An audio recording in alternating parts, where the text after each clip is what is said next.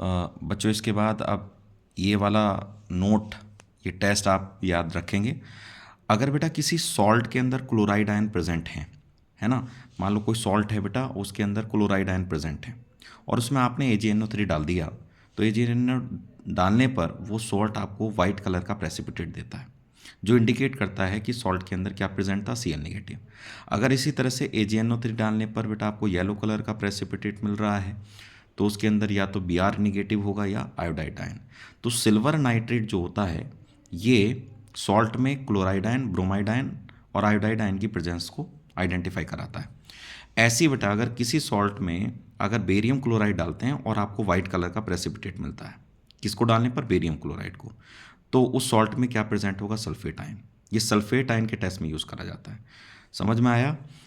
Silver nitrate डालने पर white precipitate आ रहा है तो सॉल्ट में क्या प्रेजेंट है, Cl नेगेटिव। अगर बेरियम क्लोराइड डालने पर वाइट कलर का प्रेसिपिटेट आ रहा है तो समझ जाना सॉल्ट में क्या प्रेजेंट है, सल्फेट आयन प्रेजेंट है।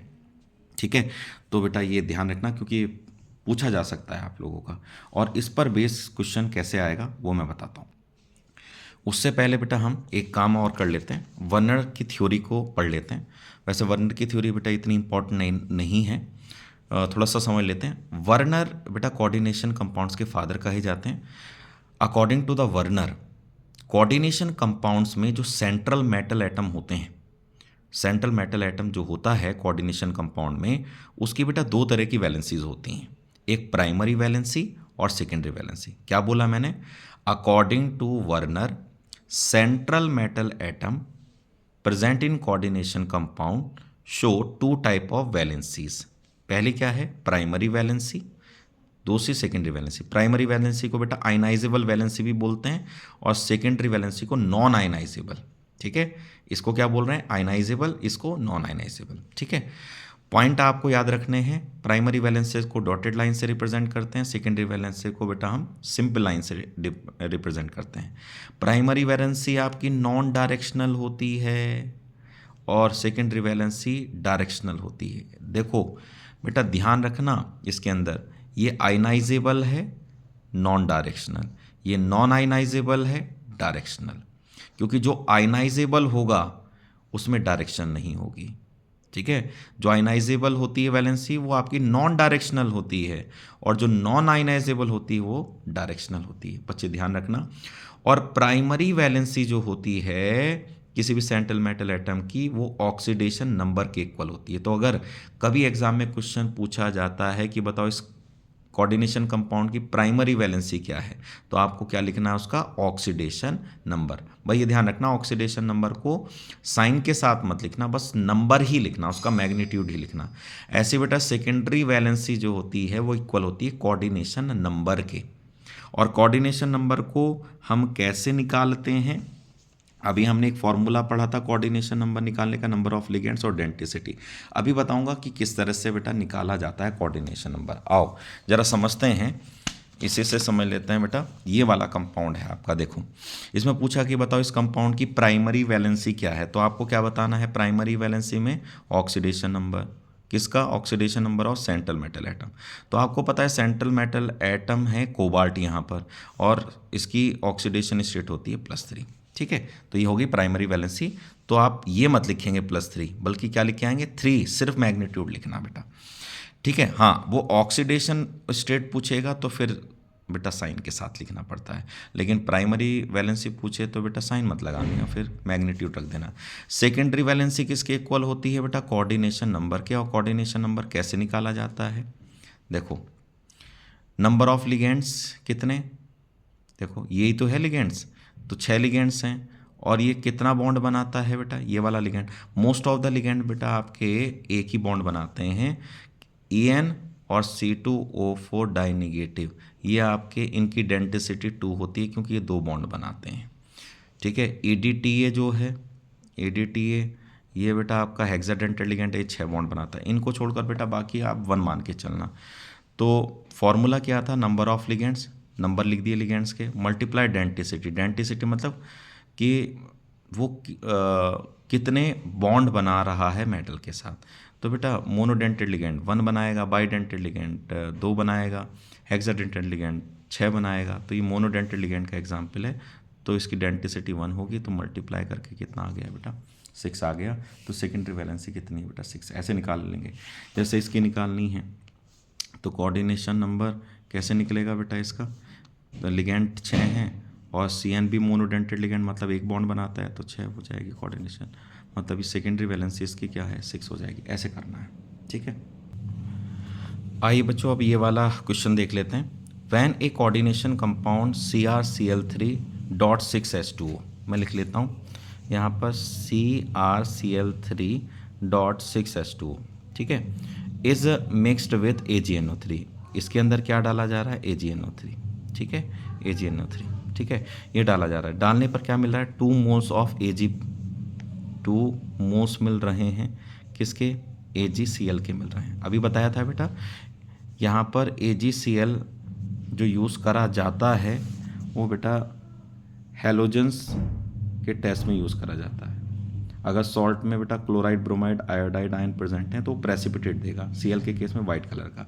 तो यहाँ पर आपको AgCl का प्रेसिपिटेट मिल रहा है। कितने मिल रहे हैं 2 मिल रहे हैं।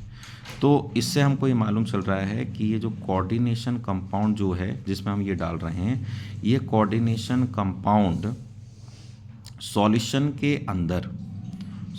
के अंदर 2 क्लोराइड आयन रिलीज करता है। ये क्योंकि 2 मोल बन रहे हैं तो इसमें Cl कितने 3, लेकिन 3 में से केवल ये 2 Cl आयन सॉल्यूशन में क्या करेगा रिलीज। क्यों? क्योंकि बेटा AgNO3 के साथ जितने मोल AgCl बनता है उतने ही आपके Cl सॉल्यूशन के अंदर प्रेजेंट होते हैं बच्चे, ठीक है। समझ में आ गई कहानी। अब आगे देखो क्या कह रहा है वो आपसे। आगे कह रहा है स्ट्रक्चरल फार्मूला ऑफ कॉम्प्लेक्स बताना है और इसका IUPAC नेम बताना है। तो कैसे स्ट्रक्चर फार्मूला कैसे बनाएंगे, आप एक स्क्वायर ब्रैकेट बनाओगे, है ना, स्क्वायर ब्रैकेट बनाया। अब इस स्क्वायर ब्रैकेट में मेटल रखोगे। मेटल क्या है क्रोमियम, क्रोमियम रख दिया। Cl में क्या करना है बेटा, जितने Cl सॉल्यूशन में प्रेजेंट हैं उनको बाहर रखेंगे। भाई 2 मोल AgCl के बने हैं तो 3 में से 2 Cl तो बाहर रखोगे और 1 आप रखोगे अंदर, ठीक है। अब बचा क्या वाटर बचा।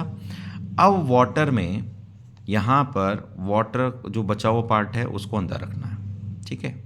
ये अभी काम बेटा कंप्लीट नहीं हुआ है, अभी एक काम और देखना है। क्या?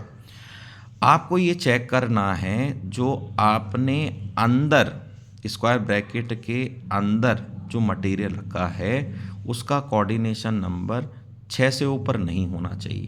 अब चेक करो कोऑर्डिनेशन नंबर क्या होगा। कोऑर्डिनेशन नंबर कैसे निकालेंगे बच्चे, coordination number ligands multiply density. पहला लिगेंड Cl, इसका नंबर 1, इसकी डेंसिटी मतलब ये कितने बॉन्ड बनाता है 1 प्लस 6 लिगेंड्स मल्टीप्लाई डेंसिटी 1 कितना आया 7, कोऑर्डिनेशन नंबर 7 आ रहा है। इसका मतलब ये जो मैंने स्ट्रक्चर बनाई ये गलत है। सही कैसे होगी? आप क्या करो, इसमें से भाई एक ही तो ज़्यादा आ रही है, मतलब मैक्सिमम कोऑर्डिनेशन नंबर 6 रह सकता है जो आपके एग्ज़ाम में क्वेश्चन आएंगे, तो मुझे 6 ही रखना है, 6 से ऊपर नहीं रखना है। यहाँ पे 7 आ गया तो आप क्या करें, एक वाटर को बाहर ले लो, इसको नहीं लेना क्योंकि इसके लिए तो इन्फॉर्मेशन दे रखी है कि भैया 2 मोल बन रहे हैं तो 2 Cl को ही बाहर रख सकते हैं, एक तो रखना ही पड़ेगा।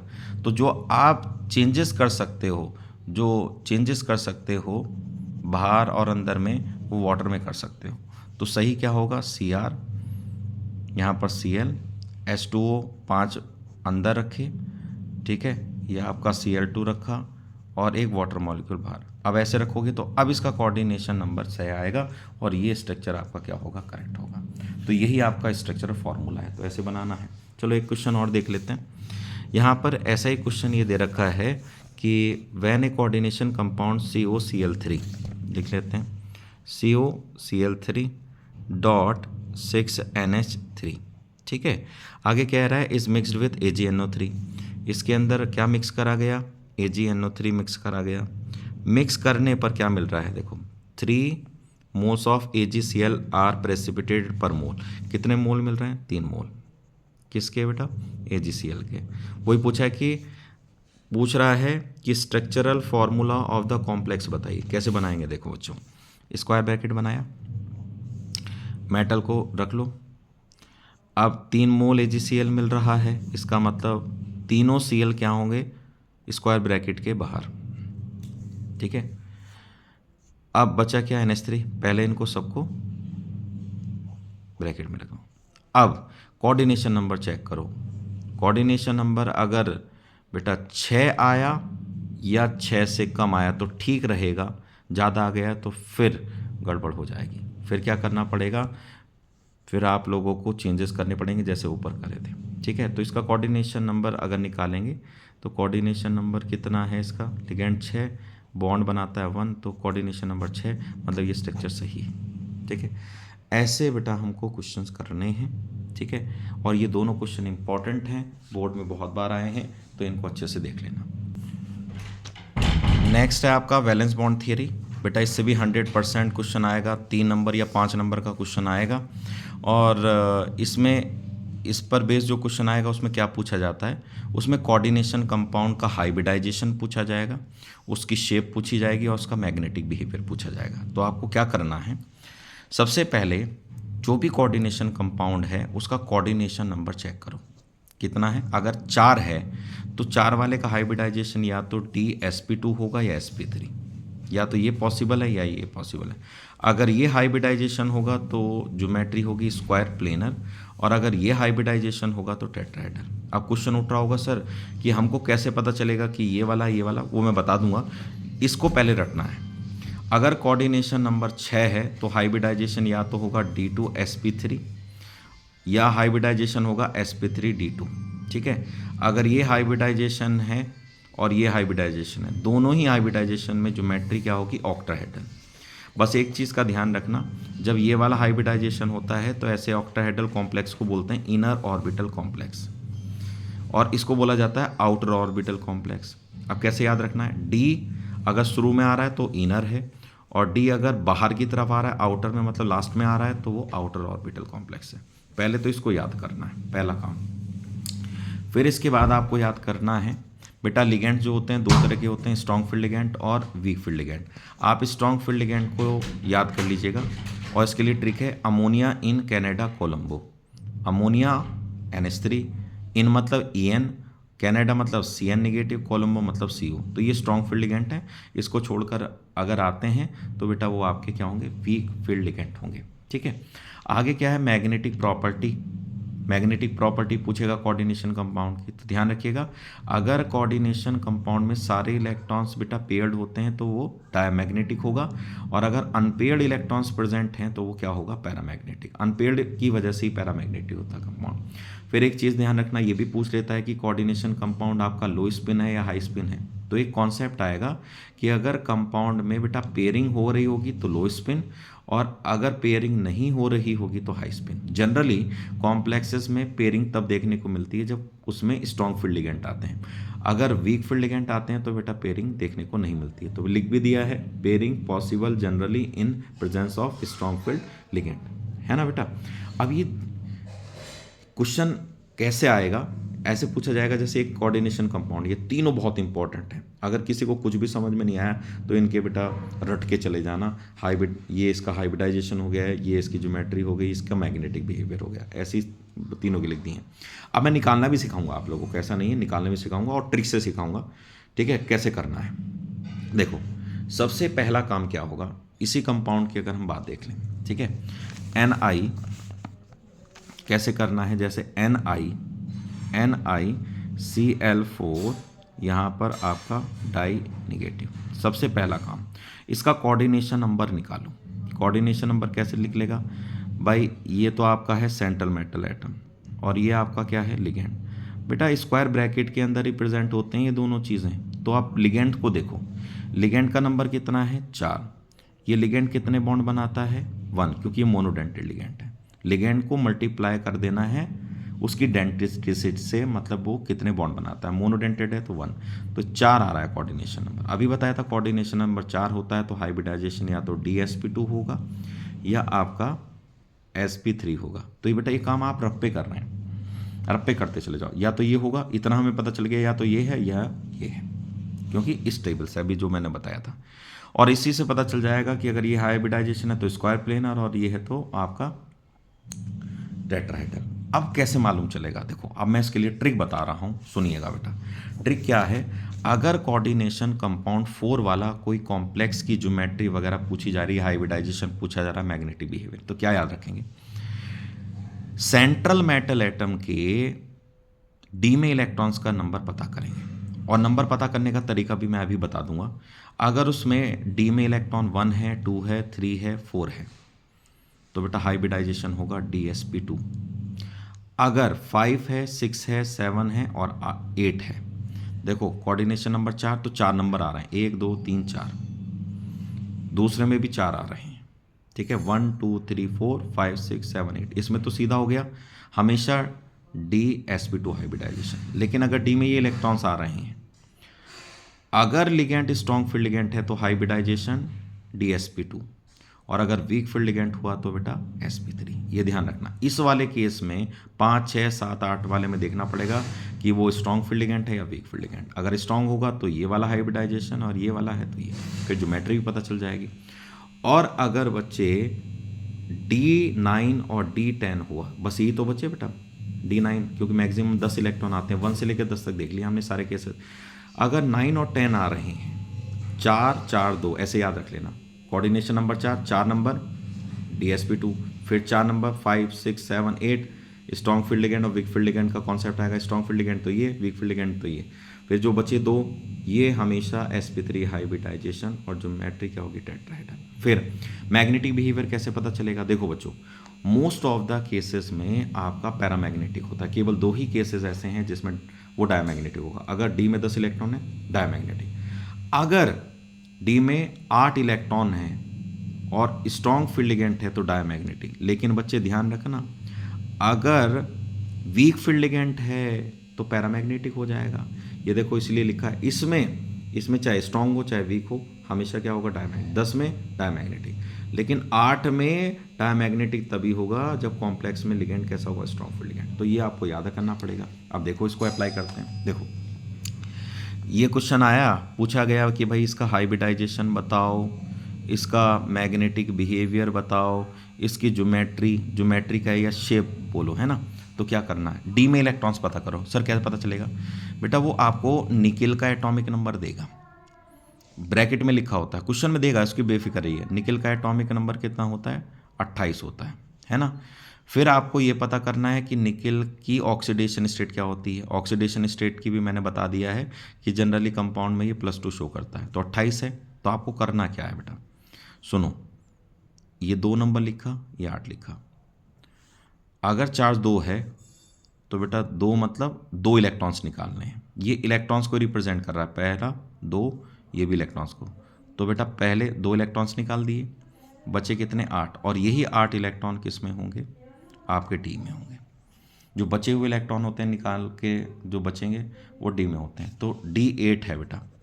तो अब याद करो, इस ट्रिक को याद करिए। डी में अगर 8 इलेक्ट्रॉन है, डी में अगर 8 इलेक्ट्रॉन है तो ये भी हो सकता है हाइब्रिडाइजेशन, और ये भी।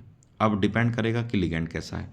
तो लिगेंड देखो, Cl कैसा लिगेंड है, वीक फील्ड लिगेंड है, वीक फील्ड लिगेंड है, क्योंकि स्ट्रॉन्ग फील्ड लिगेंड बेटा बस ये बताएं मैंने आपको, ये इनको छोड़कर सब वीक होंगे। तो Cl कैसा हो गया, वीक फील्ड लिगेंड। और वीक फील्ड लिगेंड की प्रेजेंस में बेटा हाइब्रिडाइजेशन क्या होगा, sp3। तो हाइब्रिडाइजेशन हो गया sp3, और sp3 हाइब्रिडाइजेशन में ज्योमेट्री क्या होगी, टेट्राहेड्रल, है ना, क्योंकि वीक फील्ड लिगेंड था। अब नेचर में कैसा होगा, ये पैरामैग्नेटिक। क्यों, क्योंकि बेटा अभी लिखवाया D8 है तो डायमैग्नेटिक हो जाता है जब स्ट्रॉन्ग फील्ड लिगेंड, लेकिन वीक फील्ड लिगेंड होगा तो आपका पैरामैग्नेटिक होगा। अब देख सकते हो ये चीज़ मैंने यहाँ पे लिखवा रखी है, ये आपका sp3 हाइब्रिडाइजेशन हो गया, टेट्राहेड्रल हो गया, पैरामैग्नेटिक। अब इसी केस में आप अगर देखें बिल्कुल सेम रहेगा। निकल की +2 ऑक्सीडेशन स्टेट होगी, डी में 8 इलेक्ट्रॉन होंगे, स्ट्रॉन्ग फील्ड लिगेंड है तो हाइब्रिडाइजेशन होगा sp3 स्क्वायर प्लेनर। और बेटा D8 में स्ट्रॉन्ग फील्ड लिगेंड जब आता है तो क्या होता है, डायमैग्नेटिक। हाँ, ये वाला कॉम्प्लेक्स याद रखना, इसमें निकल की जो ऑक्सीडेशन स्टेट है बेटा वो 0 होती है, अब ज़ीरो है तो ध्यान रखना, ज़ीरो है ऑक्सीडेशन स्टेट तो डी कंप्लीट भरा होगा निकल के अंदर। CO वाला जो कॉम्प्लेक्स आएगा बेटा उसमें ध्यान रखना निकल की ऑक्सीडेशन स्टेट क्या होती है, ज़ीरो। बार बार कह रहा हूँ, इस कॉम्प्लेक्स को छोड़कर बाकी में सब में +2 आएगी भाई, इसमें ध्यान रखिएगा। इसमें कितनी आएगी, ज़ीरो, और ज़ीरो आ रही है तो डी क्या होगा, कंप्लीटली भरा होगा। और डी जब कंप्लीट भरा होगा 10 इलेक्ट्रॉन होंगे, डायमैग्नेटिक होगा। और D10 में देख लो क्या होता है, D10 में हाइब्रिडाइजेशन sp3 और ज्योमेट्री टेट्राहेड्रल। ठीक है, आई थिंक आपको ये ट्रिक समझ में आ गई होगी। तो ये तो कोऑर्डिनेशन नंबर 4 वाले के लिए था। अब कोऑर्डिनेशन नंबर 8 वाले के लिए भी बेटा इसी तरह से है। कोऑर्डिनेशन नंबर 8 आपका ऑक्टाहेड्रल ज्योमेट्री है ना। इसमें भी क्या करना है, कोऑर्डिनेशन नंबर 6 वाले की एक खास बात है बेटा, इसमें एक ही पॉसिबल ज्योमेट्री ऑक्टाहेड्रल। अगर 6 कोऑर्डिनेशन किसी का है तो ज्योमेट्री क्या होगी, ऑक्टाहेड्रल। अब ध्यान ये रखना है, वही काम जैसे सेंट्रल मेटल एटम होगा उसमें कि डी में इलेक्ट्रॉन्स पता करो। अगर D1 D2 D3 तो हाइब्रिडाइजेशन D2 sp3, मतलब ये D2 sp3, ठीक है ना, D2 sp3 मतलब D पहले आ रहा है। इसमें भी ऐसे ही आ रहा था, D पहले आ रहा था, D sp2। इसमें 4 नंबर हैं लेकिन इसमें ध्यान रखना 3, फिर 4, 4 5 6 7, ठीक है ना। ये वाले नंबर बीच वालों में बेटा आपका स्ट्रॉन्ग फील्ड वीक फील्ड का कॉन्सेप्ट आता है। स्ट्रॉन्ग फील्ड लिगेंड है तो ये वाला हाइब्रिडाइजेशन, ठीक है। वीक फील्ड लिगेंड होगा तो sp3d2। और जो बचा हुआ केस है 8 9 और 10 वाला, इसमें आपका sp3d2 हाइब्रिडाइजेशन होगा। अब कॉन्सेप्ट क्या है, DTN में अभी बताया था डायमैग्नेटिक। इस वाले केस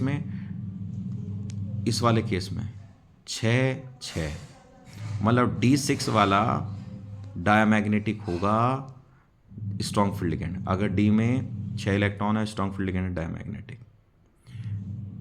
ठीक है। D10 में डायमैग्नेटिक, इनको छोड़कर बाकी सब में पैरामैग्नेटिक। समझ में आया। तो बेटा इस तरह से आप क्वेश्चंस कर सकते हैं मेरे बच्चों, ये सारे क्वेश्चन हो जाएंगे और 100% 3 नंबर का क्वेश्चन आएगा। आओ बच्चों मैं तुम्हें एक क्वेश्चन बता देता हूँ बोर्ड का। जैसे ये क्वेश्चन आया है ये वाला कि describe the state of the hybridisation shape and the magnetic behaviour of the following complex. ये वाला कॉम्प्लेक्स है, मैं लिख देता हूँ। देखो क्रोमियम का एटॉमिक नंबर भी दिया है क्योंकि दिया जाता है बेटा। अब मैं करके सॉल्व करके दिखाता हूँ क्या है कंपाउंड। यहाँ पर जो कंपाउंड दे रखा है वो दे रखा है CrH2O का होल ट्वाइस C2O4 का होल ट्वाइस और यहाँ पर बेटा आपका नेगेटिव चार्ज ये दे रखा है ना। अब मैं क्या करूँगा, सबसे पहला स्टेप क्या होगा, पहले तो कोऑर्डिनेशन नंबर देखूंगा। देख बेटे मैं कोऑर्डिनेशन नंबर कैसे निकालूंगा। कोऑर्डिनेशन नंबर के लिए मुझे लिगेंड्स की ज़रूरत पड़ती है। ये मेरे लिगेंड्स हैं क्योंकि ये सेंट्रल मेटल एटम है, इसको छोड़कर स्क्वायर ब्रैकेट में सेंट्रल मेटल एटम को छोड़कर सब लिगेंड होते हैं। तो ये लिगेंड है 2, ये मोनोडेंटेड है तो मल्टीप्लाई करना है 1 से। ये आपका 2, ये बाइडेंटेड लिगेंड है तो मल्टीप्लाई करना है 2 से। तो यहाँ पर आपका 2 और ये आपका 4, कितना आ गया बेटा, कोऑर्डिनेशन नंबर 6 आ गया। 6 है तो बेटा ज्योमेट्री तो कंफर्म होगी ऑक्टाहेड्रल, क्योंकि 6 वाले की हमेशा क्या आती है, ऑक्टाहेड्रल ज्योमेट्री आती है। अब हाइब्रिडाइजेशन या तो होगा आपका D2 sp3 या हाइब्रिडाइजेशन होगा sp3d2। अब कैसे होगा, इसके लिए कि इनमें से कौन सा है तो ये पता करने के लिए आपको डी में इलेक्ट्रॉन्स देखने पड़ेंगे। अब कैसे देखेंगे, क्रोमियम होता है आपका एटॉमिक नंबर 24, चार्ज मैंने बता रखा है इस पर कितना होता है +3, बता ही रखा कॉम्प्लेक्स में। तो 3 इलेक्ट्रॉन्स निकालने हैं तो ऐसे करना है, 2 तो यहाँ से निकाल दो तो ये तो 0 हो गया, 1 यहाँ से निकाल दो तो क्या बचा 3। भाई 3 निकालने ना तो 2 यहाँ से निकाल दिए, 1 यहाँ से निकाल दिया, ऐसे कर लो, ये ट्रिक है। तो यहाँ पर 3, जो बचा नंबर पहले यहाँ से निकालने फिर यहाँ से निकालने, टोटल कितने निकालने 3, 2 यहाँ से निकाले 1 यहाँ से निकाल तो बचेगा 3, और जितने बचा वही आपके डी में प्रेजेंट इलेक्ट्रॉन है। तो D3 बचा बेटा। अब D3 में आप चेक करो बेटा, देखो इधर देखो, कोऑर्डिनेशन नंबर 6 D3 में हाइब्रिडाइजेशन क्या होता है, D2 sp3 होता है। लो काम खत्म हो गया, D2 sp3 हाइब्रिडाइजेशन भी निकल गया, ज्योमेट्री भी हो गई। अब मैग्नेटिक बिहेवियर क्या होगा बेटा, मैग्नेटिक बिहेवियर में ध्यान रखना पैरामैग्नेटिक ही हैं अधिकतर केसेस, पैरामैग्नेटिक केवल 2 ही केसेस, D10 होता तो डायमैग्नेटिक, और अगर D6 होता कोऑर्डिनेशन नंबर 6 में अगर 6 आते इलेक्ट्रॉन डी में और स्ट्रॉन्ग फील्ड लिगेंड होता तब डायमैग्नेटिक होता, इनको छोड़कर बाकी सब में पैरामैग्नेटिक। तो D3 में कैसा होगा, पैरामैग्नेटिक। सारे हो गए बेटा केस। ऐसे आप कोई सा भी क्वेश्चन बेटा कर सकते हैं, ठीक है। अब नेक्स्ट बच्चों मैं आ जाता हूँ क्रिस्टल फील्ड थ्योरी। इसमें आपको ज़्यादा याद नहीं करना, एक छोटी सी बात ध्यान रखनी है, डेल्टा ओ का मतलब क्या है। डेल्टा ओ का मतलब होता है, ये ध्यान रखिएगा, डेल्टा ओ का मतलब है CFSE of octahedral complex, octahedral complex, ठीक है बेटा, ये ध्यान रखो। ये क्रिस्टल फील्ड स्प्लिटिंग एनर्जी बोलते हैं इसको, और ये O stand for the octahedral, ठीक है, और ये P होता है पेयरिंग एनर्जी। देखो ध्यान रखिएगा, जब CFC पेयरिंग एनर्जी से ज़्यादा होती है तो ये स्ट्रॉन्ग फील्ड लिगेंड की कंडीशन है। अगर कभी आपको क्वेश्चंस में ये दे रखा है कि डेल्टा O पेयरिंग एनर्जी से बड़ा है तो ध्यान रखना वो स्ट्रॉन्ग फील्ड लिगेंड होगा, और अगर पेयरिंग एनर्जी से कम है तो समझ जाना वीक फील्ड लिगेंड। बड़ा है तो स्ट्रॉन्ग, छोटा है तो वीक। समझ में आया? देखिए सर इससे क्या फ़ायदा है बेटा, देखो यहाँ पर ध्यान रखिएगा, जो क्रिस्टल फील्ड थियरी होती है ये कहती है कि जो कोऑर्डिनेशन कंपाउंड में d ऑर्बिटल हैं, 5 होते हैं ऑर्बिटल d में बेटा, वो 2 हिस्सों में डिवाइड हो जाते हैं। 3 ऑर्बिटल एक ग्रुप बनाते हैं, 2 ऑर्बिटल एक ग्रुप बनाते हैं। इस ग्रुप को T2G कहते हैं और Eg, और इनके बीच का जो गैप है इसी को डेल्टा O कहते हैं, क्रिस्टल फील्ड स्प्लिटिंग एनर्जी। समझ में आया? तो अगर बेटा स्ट्रॉन्ग फील्ड लिगेंड है, जो आपको इससे पता चल जाएगा, तो आप इन ऑर्बिटल्स में इलेक्ट्रॉन कैसे भरेंगे। देखो भरने का तरीका मैं बता रहा हूँ बेटा, इस तरह से 2 ग्रुप बनेंगे, ये वाला 5 ऑर्बिटल थे, 1 2 3 4 5। इलेक्ट्रॉन कैसे भरेंगे, अगर स्ट्रॉन्ग फील्ड लिगेंड है, पहला इलेक्ट्रॉन इधर, दूसरा इधर, तीसरा इधर, चौथा इधर, पांचवा इधर, छठा इधर, सातवां इधर, आठवां इधर, नौवां इधर, 10वां। स्ट्रॉन्ग फील्ड लिगेंड है तो पहले तो नीचे भरे आ जाएंगे, फिर उसके बाद ऊपर। और अगर वीक फील्ड लिगेंड है ना, तो फिर कैसे भरने हैं इलेक्ट्रॉन, ये आपका T2G और ये Eg ग्रुप, ठीक है। पहला इलेक्ट्रॉन यहाँ पर, फिर दूसरा, फिर तीसरा, चौथा चला जाएगा ऊपर, पांचवा, फिर छठा, सातवां, आठवां, नौवां, 10वां। ये किस में पढ़ना है, वीक फील्ड लिगेंड में। मतलब अंतर समझ में आ गया कैसे कैसे भरने हैं भाई, ठीक है। अब क्वेश्चन कैसे आएगा बेटा इस पर बेस्ड। क्वेश्चन से पहले बेटा मैं कुछ चीज़ें आप लोगों को बता दूं, क्योंकि इसकी डेफिनेशन आती है क्रिस्टल फील्ड स्प्लिटिंग एनर्जी क्या होती है। तो याद रखना, energy gap between T2G and Eg level. मतलब ये जो आपका T2G और Eg के बीच का जो एनर्जी गैप है या एनर्जी लेवल है, ये जो इन Eg और T2G का जो एनर्जी गैप है बेटा, इसी को हम क्या बोलते हैं, CFSE बोला जाता है, ठीक है। और किसी भी कंपाउंड की CFSE जो होती है उस कंपाउंड के ऑक्सीडेशन नंबर के इक्वल होती है। अगर किसी कंपाउंड में सेंट्रल मेटल एटम का ऑक्सीडेशन नंबर ज़्यादा है तो उसकी CFSE क्या है, ज़्यादा है।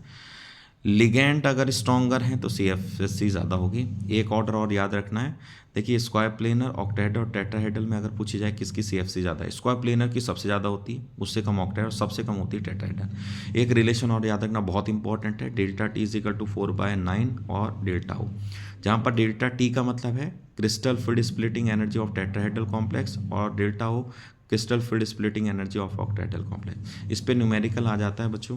कैसा न्यूमेरिकल आता है, आपसे पूछ लेता है कि आपको बेटा ऑक्टाहेड्रल कॉम्प्लेक्स के लिए CFSE दे देगा और टेट्राहेड्रल के लिए पूछेगा, तो ऑक्टाहेड्रल के लिए देकर टेट्राहेड्रल के लिए पूछेगा, तो बेटा ये फॉर्मूला बहुत इंपॉर्टेंट है, ध्यान रखिएगा।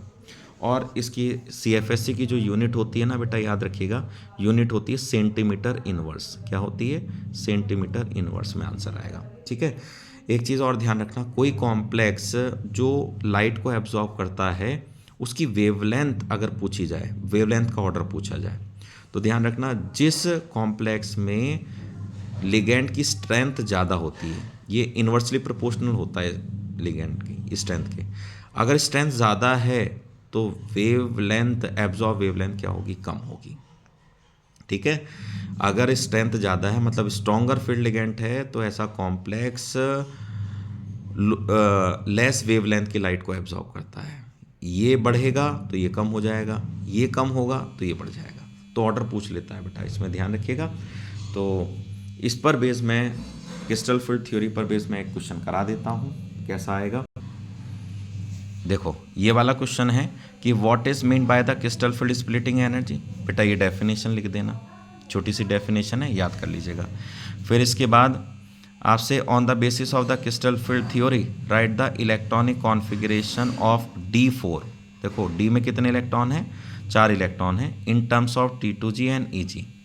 ये जो अभी मैंने बताया था ना बेटा, ये वाला T2G और EG में आपको इलेक्ट्रॉनिक कॉन्फ़िगरेशन लिखना है in an octahedral field when delta O greater than P। अभी बताया था बेटा, जब डेल्टा ओ ज़्यादा होगा तो ये किसकी कंडीशन है, स्ट्रॉन्ग फील्ड लिगेंड की, और डेल्टा ओ कम होगा तो ये वीक फील्ड लिगेंड होगा, वीक फील्ड लिगेंड। और आपको इलेक्ट्रॉनिक कॉन्फ़िगरेशन का मतलब है आपको ये बताना है T2G में कितने इलेक्ट्रॉन और EG में कितने इलेक्ट्रॉन। तो मैं कैसे करूँगा देखो, सभी बच्चे ध्यान से देखें, क्वेश्चन इंपॉर्टेंट है भाई। डी में कितने इलेक्ट्रॉन्स बताए बेटा, 4 बताए, है ना। आप इस तरह से बेटा ऑर्बिटल्स बना लो, 3 ऑर्बिटल ये और 2 ऑर्बिटल ये, इसको हम बोलते हैं T2G, और ये आपका EG। ये जो गैप होता है इस गैप को हम डेल्टा ओ कहते हैं, है ना। अब सुनो, ध्यान से सुनना मेरी बात बेटा। डी में कितने इलेक्ट्रॉन है, 4 हैं। अब पहला पार्ट जो हम सॉल्व करेंगे वो कैसे करेंगे, पहला पार्ट सॉल्व कर रहा हूँ। पहले पार्ट में क्या है, delta O greater than P, मतलब ये स्ट्रॉन्ग फील्ड लिगेंड की कंडीशन है।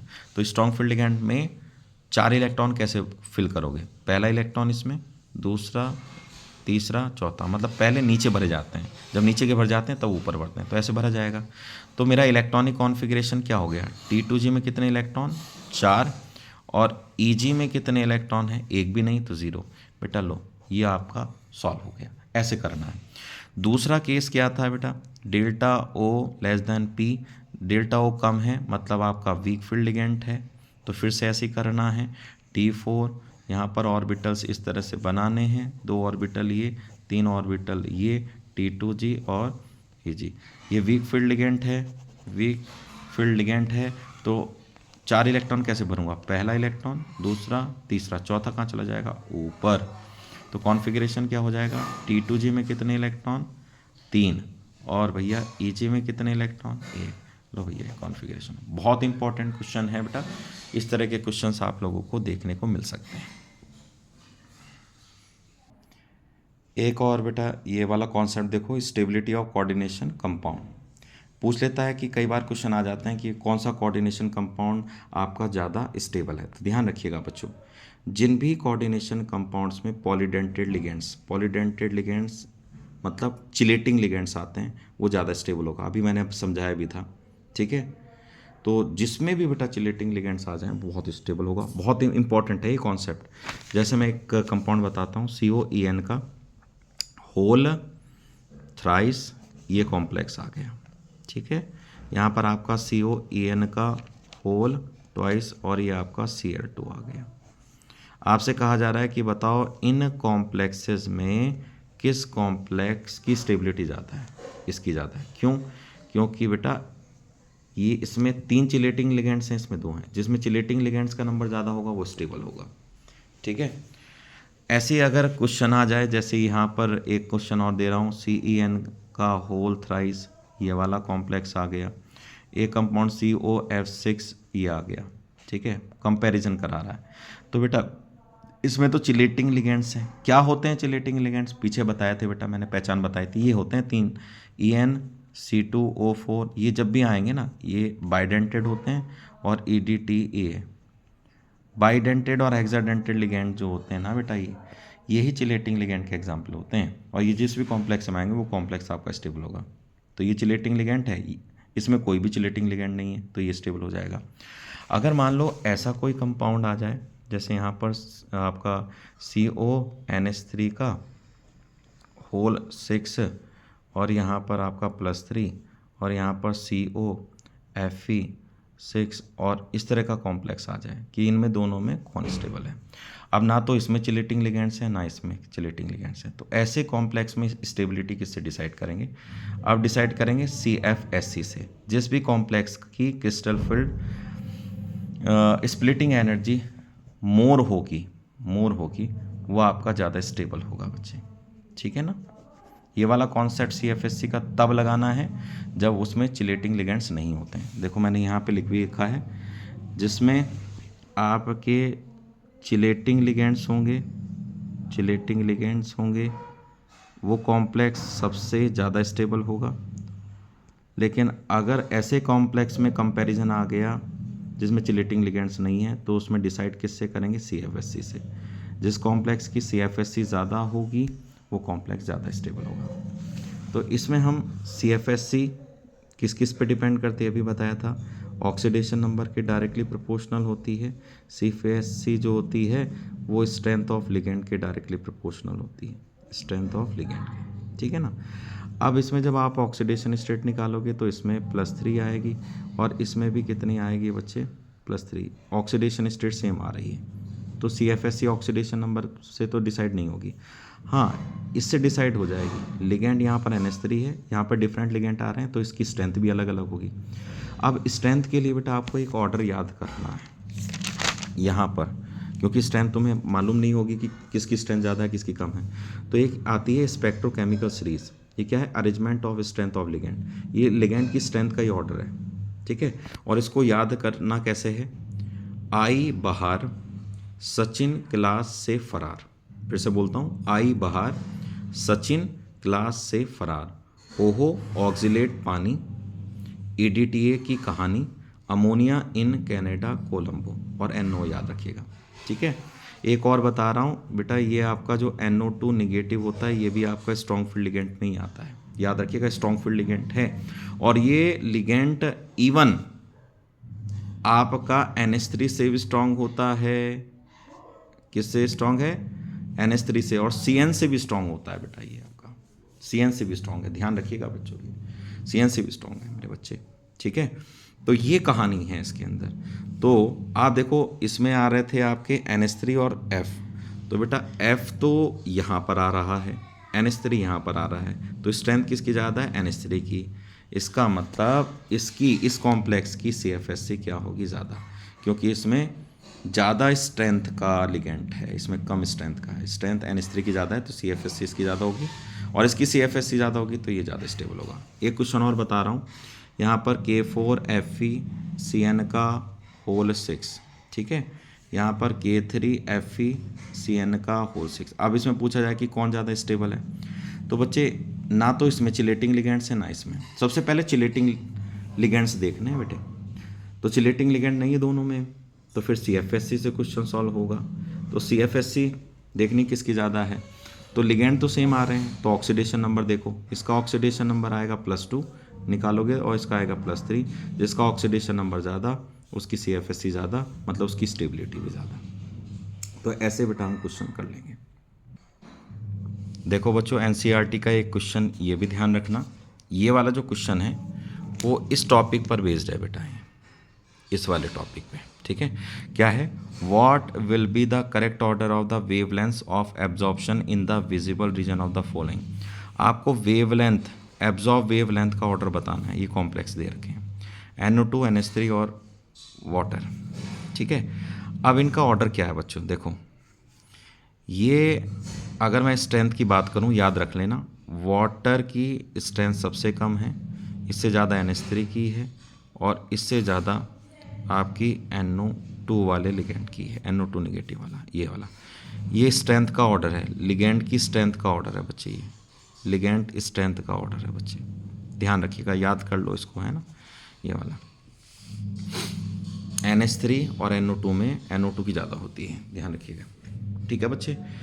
आपको पता है जो लैम्डा एब्जॉर्प्शन है वो आपका स्ट्रेंथ ऑफ लिगेंड के क्या होता है, इन्वर्सली प्रोपोर्शनल। जिसमें स्ट्रेंथ ज़्यादा होगी उसमें लैम्डा एब्जॉर्प्शन कम होगा। तो बच्चे आप देखो स्ट्रेंथ सबसे ज़्यादा किस में है, इसमें है। इसको मैं 1 बोल देता हूँ, इसको 2 बोल देता हूँ, इसको 3। सबसे ज़्यादा स्ट्रॉन्गर लिगेंड इसमें है, तो इसकी एब्जॉर्प्शन वेवलेंथ क्या होगी, सबसे कम इसकी होगी। फिर किसकी होगी, सेकंड वाले की। और सबसे ज़्यादा किसकी होगी, इसकी सबसे ज़्यादा क्यों है, क्योंकि सबसे कम स्ट्रेंथ वाटर की है। स्ट्रेंथ कम होगी तो ये ज़्यादा होगा, तो ये ऑर्डर हो जाएगा। तो बढ़िया है क्वेश्चन, अच्छे से बेटा इसको कर लो, बोर्ड में आ सकता है, क्योंकि इस तरह का क्वेश्चन अभी तक बोर्ड में नहीं आया बच्चों।